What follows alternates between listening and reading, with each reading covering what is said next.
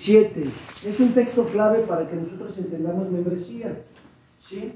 Bien, dice, servir al Señor a través del servicio al prójimo conforme a las instrucciones bíblicas, porque somos el cuerpo de Cristo y miembros, cada uno en particular. ¿Sí? ¿Ya usted ya había escuchado este discipulado? ¿No? ¿Usted? ¿No? Nomás creo que un tema. ¿Por qué no escuchó todos? Porque ya no lo sé. ¿Cómo no? Terminamos como 2 módulos, ¿no? O 3 módulos de esto. Ok. Porque fue cuando lo tomábamos allá los martes. No, allá era conociendo a Jesús. Los martes fue conociendo a Jesús. No, era para que... No, ahí fue desarrollo de anfitriones. Ajá. Desarrollo de anfitriones. Bueno, fíjese todo lo que se da. Gloria al Señor. Por eso ya el Señor me pide vacaciones. Yo le pido más bien. Okay. Ahora sí vamos para allá. Es que le digo, gloria a Dios. Bien, mire, dice, porque somos en particular. ¿Sí, hermano? Todos nosotros cuando venimos a congregarnos, cuando venimos a la iglesia, y principalmente cuando reconocemos un líder pastoral o un manto, ¿verdad?, sobre nuestras vidas, o un ministerio, como usted lo quiera llevar a cabo o entender, nosotros somos miembros de la iglesia, ¿sí?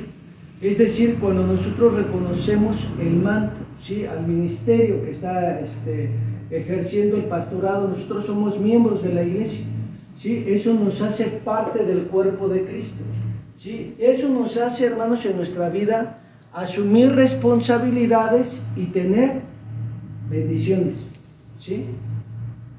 Mientras nosotros no reconocemos a un manto o un ministerio, es difícil que nosotros podamos recibir bendiciones, ¿sí? Porque aún no hemos reconocido. No que Dios no nos la pueda dar, Dios se las puede dar, ¿sí? Claro que sí, pero a veces es un poco, dijéramos, o podría tardar más, porque ustedes aún no reconocen un ministerio. Se da el caso, ¿no? Por ejemplo, que hay unos que vienen, no sé, o están de una iglesia a otra y de otra a otra y quieren ir a aprender a un lado y después regresan acá porque les gusta y después llegan a otro lado porque también les gusta. Entonces ellos no tienen identidad, terminan confundidos, ¿sí? Porque no hay una estabilidad en sus enseñanzas ni en su crecimiento. Pero cuando yo empiezo a entender, ¿sí?, lo que es ser miembro en la iglesia, ¿sí?, entonces entiendo que tengo responsabilidades para con la iglesia, no para con el hombre, escuchen, sino para con la iglesia, ¿sí?, y que también tengo beneficios dentro de la iglesia. Hace tiempo nuestra hermana Marta habló un poquito en relación de algunos beneficios que se daban en la iglesia, ¿sí? Entonces, cuando yo empiezo a entender la iglesia, ¿verdad?, tenemos que entender principalmente, ¿verdad?, quién es el que ama la iglesia, ¿sí? ¿Qué es lo que se busca en una iglesia, verdad? Que sea una iglesia grande, multitudinaria, o una gran iglesia, ¿sí? Esas serían algunas de las preguntas que todos nosotros nos deberíamos de hacer sin excepción. ¿Por qué? Porque somos parte integrante del cuerpo de Cristo, ¿sí? Todos nosotros participamos, todos nosotros tenemos deseos, tenemos anhelos, ¿sí? ¿Quién es el que ama la iglesia? ¿O qué es lo que busco yo en la iglesia? ¿Tener una iglesia grande? ¿O tener las características de una gran iglesia, ¿sí? Cuando el Señor le dijo a Elías, ¿qué haces aquí?, fue porque Elías fue perseguido, fue porque Elías, hermanos, sí realmente iba persiguiendo, iba temiendo por su vida, iba huyendo para que no lo matasen, porque Jezabel había declarado que iba a venir muerte hacia su vida, porque había decapitado a los 400 sacerdotes de Baal. Sí, entonces, nosotros tenemos que entender esta realidad. ¿Quién es el que ama la iglesia? ¿O cómo podría yo saber quién ama la iglesia? ¿Verdad, hermano? Y otro es, ¿qué busco como miembro de la iglesia? ¿Sí? ¿Qué es lo que a mí me interesa dentro de la iglesia? Porque, por ejemplo, usted piensa en su casa y dice, aquí me hace falta una vajilla nueva, ¿no? Pero entonces yo quiero también pero que no solamente la vajilla, sino que también quiero un microondas de esos modernos, ¿no? Y quiero ahora un refrigerador de esos que parecen microondas para nada más meter mi comida mía y de nadie más, ¿no? Entonces usted empieza a planear en su casa, pero para la iglesia, ¿usted qué desea? ¿Sí? Para la iglesia, ¿usted qué anhela? ¿Qué es lo que usted quisiera ver en la iglesia donde usted está congregando? ¿Sí? ¿Qué es lo que usted desea ver? Porque la responsabilidad no solamente recae en un ministro, ¿sí? Porque todos somos miembros dentro de la iglesia. ¿Se entiende? Entonces después, cuando Elías iba corriendo, hermano, por guardar su vida, Dios le dijo, ¿qué haces aquí, Elías? ¿Sí? Y vamos a entender esas preguntas, ¿sí, hermano? ¿Quién ama la iglesia? Sí, quiero que usted vaya primero de Juan 4.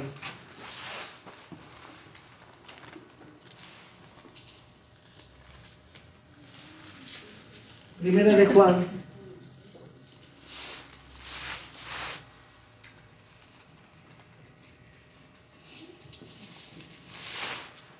Llego. Primera de Juan 4, verso 20. Si alguno dice, yo amo a Dios y aborrece a su hermano, es mentiroso. Pues el que no ama a su hermano a quien ha visto, ¿cómo puede amar a Dios a quien no ha visto? Sí, otra vez. Dice, si alguno dice yo amo a Dios y aborrece a su hermano, es mentiroso. Pues el que no ama a su hermano a quien ha visto, ¿cómo puede amar a Dios a quien no ha visto? Cuando nosotros empezamos a entender esta realidad, nosotros sabemos que el que ama a la iglesia es una persona comprometida. Es una persona, hermano, sí, que llega adelante, que va adelante, sí, que se congrega, que no, hermano, diluye su vida de congregante, sí, que pese si hace frío, si hace calor, si está lluvioso, ¿verdad? Puede llegar a congregarse, y no solamente eso, sino que trabaja, ¿verdad? Como un obrero, se involucra en las actividades de la iglesia, se involucra en los quehaceres de la iglesia, ¿verdad, hermano? No a veces solamente quieren púlpito, sino ellos inician desde abajo, ¿verdad? Están en la puerta, llegan a hacer limpieza, llegan a cooperar en mover las cosas, llegan a poner pues pintura, ¿no? Todas las cosas que puede haber, ¿no? Entonces, nosotros tenemos que entender, ¿no? Que esos son miembros de la iglesia. ¿Por qué? Porque están activos, están trabajando, están yendo hombro con hombro, ¿sí? Hay una actividad, va a haber alguna actividad. Normalmente el 1 de noviembre salimos a evangelizar el corredor de la muerte, y ayer a mí me hablaba un hermano y me decía, pastor, vamos a salir a evangelizar el día de hoy, y le digo, no, hermano, el día de hoy no vamos a salir, tiene usted vacaciones, ¿verdad? Aunque realmente sí se hizo alguna actividad evangelística, pero ahora no llamé a todos los hermanos a evangelizar, sino a algunos, nada más estuvieron conmigo haciendo algunas actividades. Entonces, cuando nosotros empezamos a entender esta realidad, hermanos, sí, tenemos que entender que alguien, ¿verdad?, que ama a la iglesia, es alguien que está presente en todas las actividades, en todos los servicios, que quiere involucrarse, que no es emocionalista, ¿sí?, que no se inmiscuye en cosas que, ¿verdad?, que a veces le van a quitar el tiempo para Dios, sino que está activo en las cosas de Dios. Y es un obrero, hermanos, ¿sí? Él trabaja, estoy aquí, ¿en qué puedo servir? ¿Qué es lo que hay que hacer? Hermano, yo puedo hacer esto, puede hacerlo, ¿verdad? Entonces, cuando nosotros entendemos esa realidad, entendemos la importancia de alguien que ama a la iglesia, porque usted puede decir que ama a Dios, pero si no ama a los hermanos o no le gusta involucrarse, ¿verdad?, con los hermanos, porque, ay, es que ese hermano como que sí, no, ese hermano como que sí. Entonces, hay muchas cosas que ahí empiezan a notarse. O sea, el de notar la parte de nuestra membresía es poder, ¿sí, hermanos?, sobrellevarnos todos, así como dice la Escritura, mirad cuán bueno y cuán delicioso es habitar los hermanos juntos, ¿sí?, en armonía. Entonces, ese es un detalle, ¿sí, hermano? Cuando mi vida cristiana empieza a entender esa realidad, ¿sí?, se tienen que derribar todas las cosas que en mis emociones y en mis sentimientos están imposibilitando el colaborar para la obra de Cristo. Entonces yo camino hacia adelante, yo voy a una vida vencedora, yo voy a una vida victoriosa, yo voy a una vida en el temor de Dios. ¿Sí se entiende, hermanos? ¿Sí? Ok. Bueno, entonces, ¿qué busco? ¿Una iglesia grande o una gran iglesia? Porque si yo busco una iglesia grande, hermanos, sí, pues para pronto se pueden hacer muchas cosas, ¿verdad?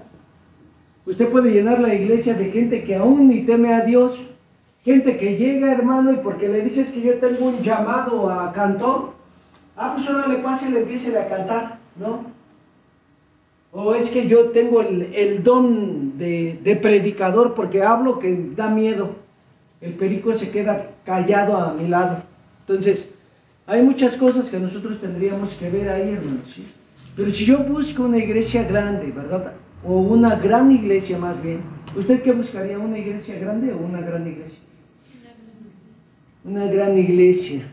Pues bueno, en el Nuevo Testamento nos marca, ¿sí? Nos marca a través de la Escritura que aquellos que buscan, ¿verdad? O que la iglesia primitiva lo que buscaba era una gran iglesia.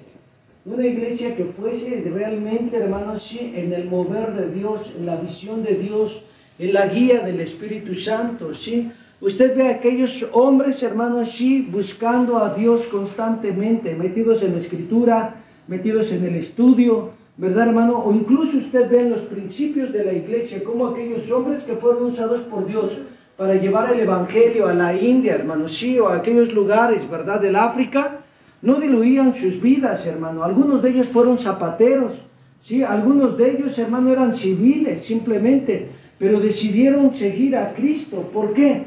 Porque ellos tuvieron ese deseo, ese anhelo, hermano, y no tuvieron, hermano, en mínimo, ¿verdad?, o en gran estima dejar las cosas que ellos tenían por servir a Dios. Con esto no te estoy diciendo que dejes de hacer tus actividades, pero que sí que tengas en cuenta lo que es para ti tu vida con Dios y tu relación con Dios, porque puedes poner infinidad de pretextos hasta que estás cansado. Y siempre puedes poner muchas cosas, pero todas esas cosas que tú pones son simplemente pretextos que delante de Dios no valen. ¿Por qué dice eso? Porque dice que es la fuerza alcanzada. ¿Sí? O sea, si usted dice, no, es que estoy muy cansado, el Señor te va a dar fuerzas. ¿Usted cree que nosotros no nos cansamos? Pues no nos cansamos. No, en verdad. Yo le puedo decir que a veces he estado haciendo tarea hasta las 2 de la mañana, me levanto a las 5, me voy a la escuela, estudio, termino mis actividades, llego, trabajo y me pongo a orar y empiezo a preparar el tema. Y eso solamente lo puede hacer Dios. Y no estoy al otro día a decirme, ay, no, ni en la iglesia vengo a cabecear, porque hay una unción que Dios deposita en su vida, porque usted decidió cargar la cruz, morir.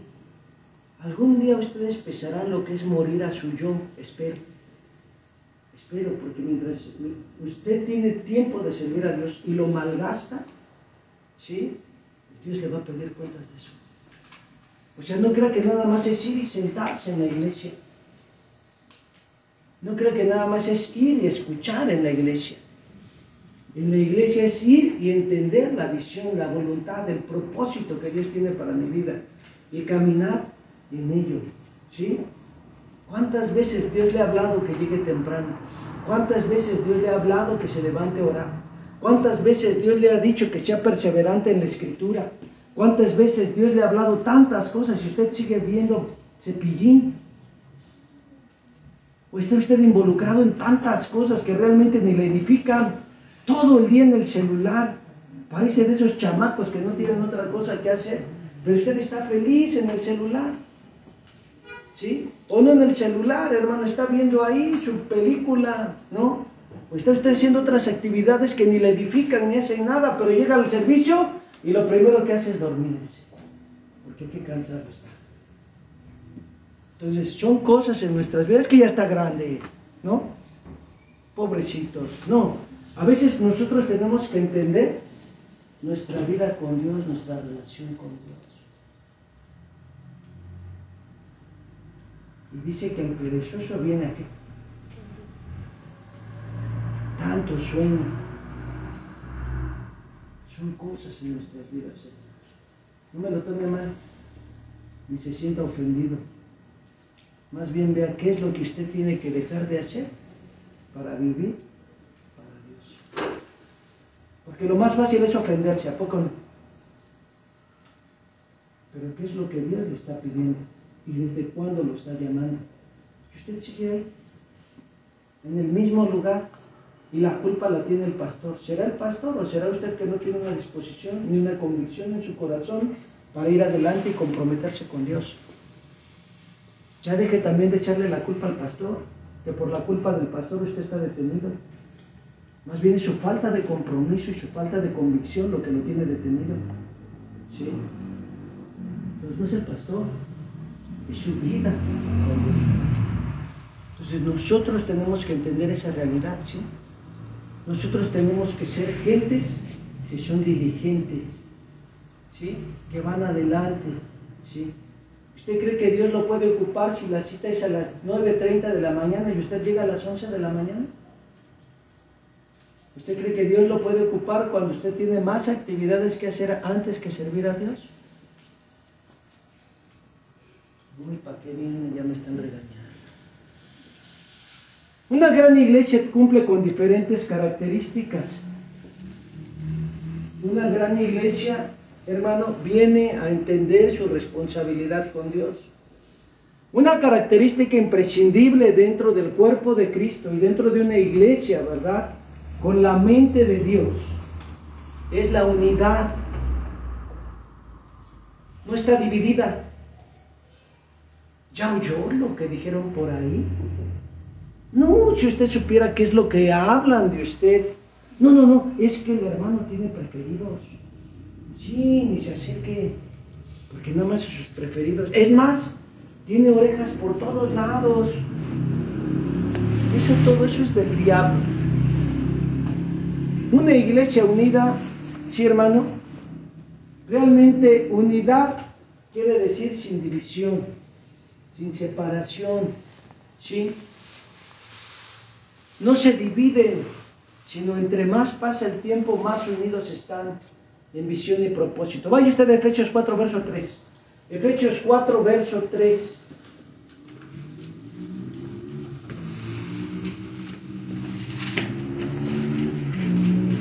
¿Ya llegó a Efesios 4, verso 3?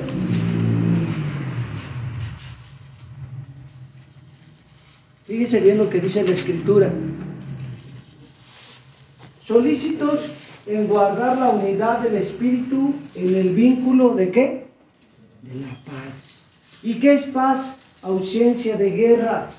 ¿Sí? Usted no puede estar diciendo, ay, es que no, me cae mal. Eso no puede estar en la vida de un cristiano. No lo soporto, tampoco puede estar en la vida de un cristiano. Vaya usted ahí mismo en el 4, verso 32.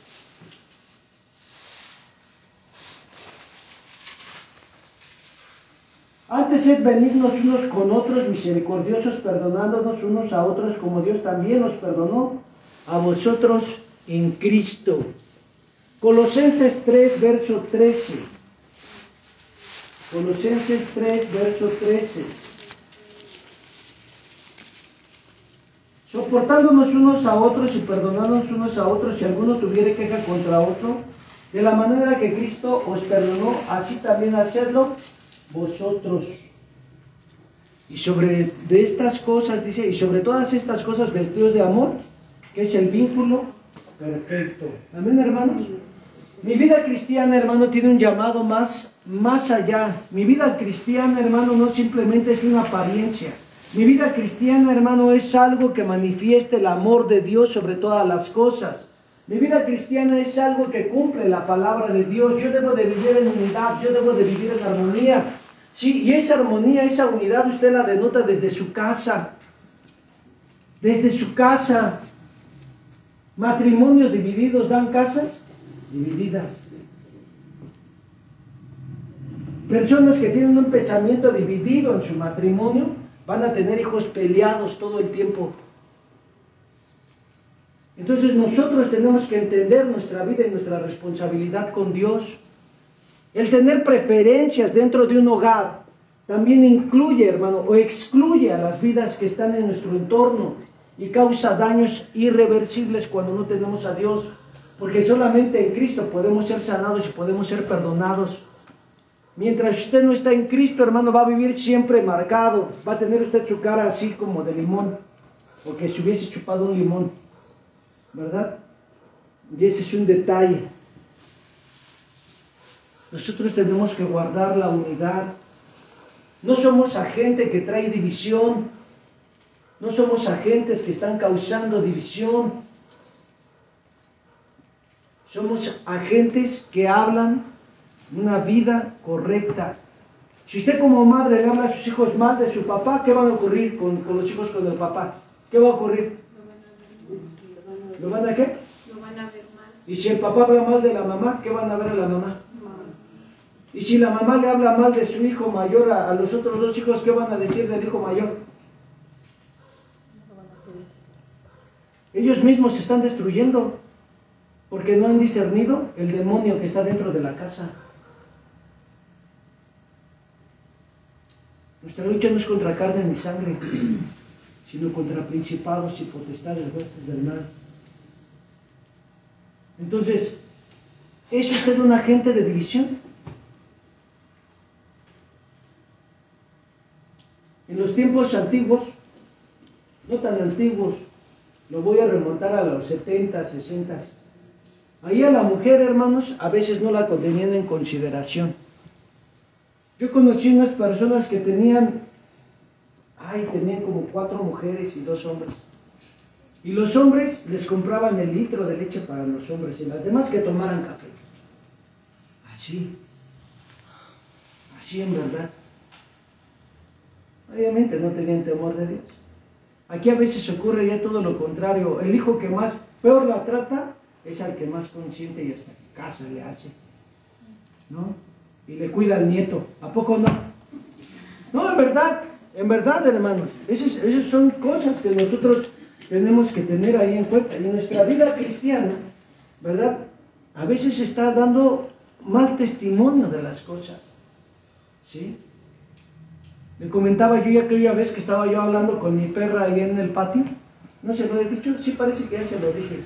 Y yo le decía, eres una mala mujer, le decía yo a la perra.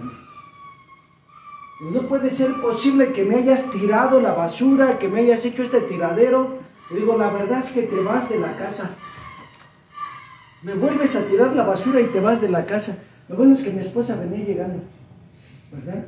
Y le preguntaron a ella, ¿a quién tanto le dice así a su esposo? Ah, a su perra que le tiró todas las cosas que está ahí. ¿Sí?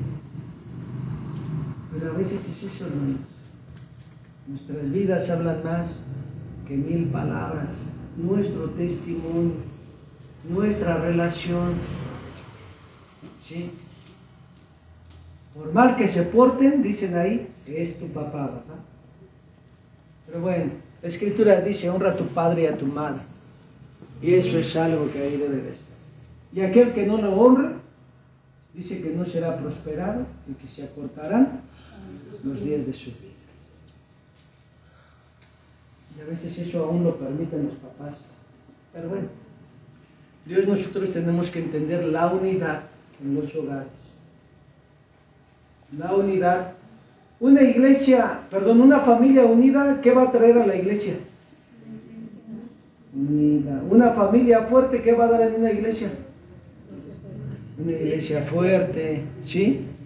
Una gran familia, ¿qué va a traer a la iglesia? ¿Sí se dan cuenta? Una familia grande, pues va a traer una iglesia grande. Pero bueno, nosotros tenemos que entender nuestra realidad en Cristo, ¿sí? Es una situación en nuestro corazón. Cuando nosotros entendemos esta parte de la membresía en la iglesia, podemos ir más adelante, hermanos, ¿sí? Ok. Una característica de una gran iglesia, hermano, es que no procura satisfacer sus propios gustos, sino los de Dios y los de los hermanos. Vaya usted a Romanos 6, verso 10. Romanos 6, verso 10. ¿Ya llegó? Porque en cuanto murió al pecado, murió una vez por todas, mas en cuanto vive, para Dios vive. ¿Sí, hermanos? Nosotros buscamos siempre hacer las cosas que a Dios le agradan. ¿Sí o no? Debería, ¿no? Debería de ser así. Pero a veces buscamos lo que nos conviene. ¿Sí o no? Sí. Porque dice ahí que una vez, hermano, nosotros debemos de vivir ¿para quién? Para Dios, pero nosotros a veces estamos haciendo lo que más nos conviene. Esto sí lo hago, pero aquello no. Hasta sugerencias damos, ¿no? Pues yo no lo puedo hacer, pero lo puede hacer tal otro hermano, porque tiene la voz más fuerte que la mía, hermano. Fíjese usted. Y a lo mejor si lo escuchan hasta se cuadran. Siendo que a veces las personas no están ni calificadas, ni capacitadas para llevar a cabo la tarea. Y que nosotros a veces no estamos viviendo para Dios. Porque siempre, muchas veces en el corazón del hombre, hermanos, se inclina a la vanagloria de la vida, o se inclina a los deseos de la ambición, o se inclina, ¿verdad, hermano?, a los engaños, ¿verdad?, de la carne, y muchas veces termina destruyendo vidas. Pero usted está dando pauta a la obra de las tinieblas, ¿verdad? ¿Cuándo? Cuando no pongo mis ojos en Dios, ni vivo para Dios, porque aún no me ha amanecido. Entonces, son cosas en mi vida que yo debo de empezar a dejar. Vaya usted a Hechos 17, verso 28, porque ya lo veo con mucho sueño.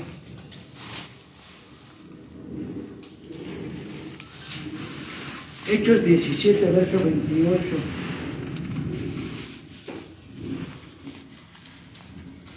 Vamos a acabar, hermano. Respire.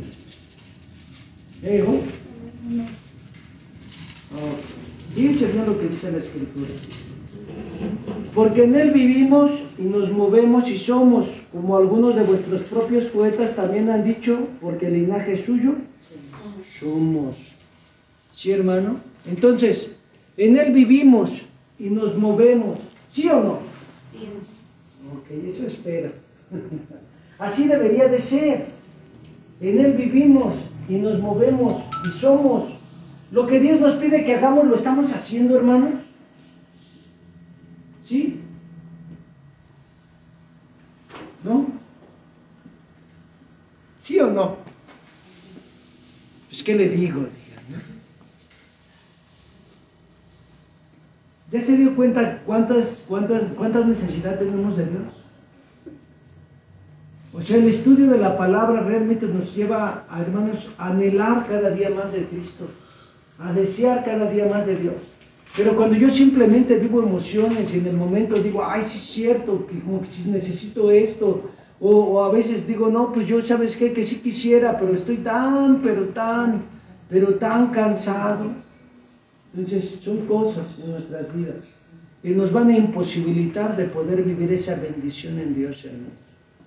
Entonces, nosotros mismos a veces estamos estamos deteniendo el propósito de Dios para nuestras vidas, ¿no? ¿Qué es lo que Dios te ha hablado desde hace tiempo? ¿Y cómo te conduces hasta hoy? ¿Cuántos años tienes como cristiano?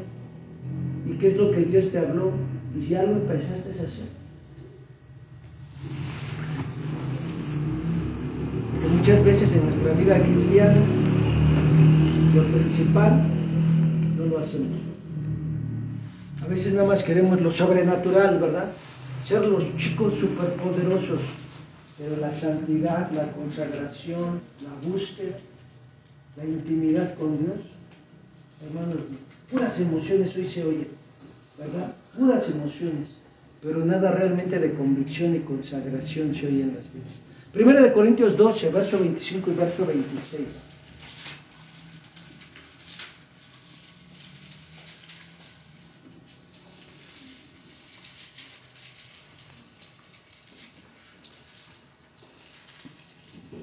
¿Ya llegó? Dice, para que no haya desaveniencia en el cuerpo, sino que los miembros todos se preocupen los unos, ¿por qué? Por nosotros. De manera que si un miembro padece, todos los miembros se duelen con él. Y si un miembro recibe honra, todos los miembros con él se gozan. Ay, pero pues es que es la persona que menos bien me cae de la iglesia. ¿Cómo me voy a acercar a preguntarle cómo está? O sea, hay muchas cosas que en nuestras vidas tenemos que guardar, que tenemos que cambiar. ¿Usted es miembro de una iglesia? Si nosotros somos miembros de una iglesia, tenemos que aprender a valorar a cada persona. Tenemos que aprender a valorar a cada hermano. Tenemos que aprender, hermanos, sí, a orar por los hermanos. Aunque más adelante lo vamos a ver, claro que sí. Pero mi vida cristiana, hermanos, sí, tiene mucho que ver en este tiempo. Y muchas veces, como hijos de Dios, nos estamos quedando muy limitados en nuestra búsqueda. O sea, a veces nuestra manifestación y nuestro comportamiento hacia la necesidad de otros hermanos, en verdad, nos hace ver lo humanos que somos. Y nos hace ver realmente cuánta falta nos hace la vida de Cristo en nosotros. A veces pensamos que somos los únicos que tenemos necesidad, a veces pensamos que somos los únicos que estamos pasando por circunstancias, ¿verdad? Y a veces hasta el enemigo nos hace sentir, ¿verdad?, que no le importamos a la congregación o que no le importamos.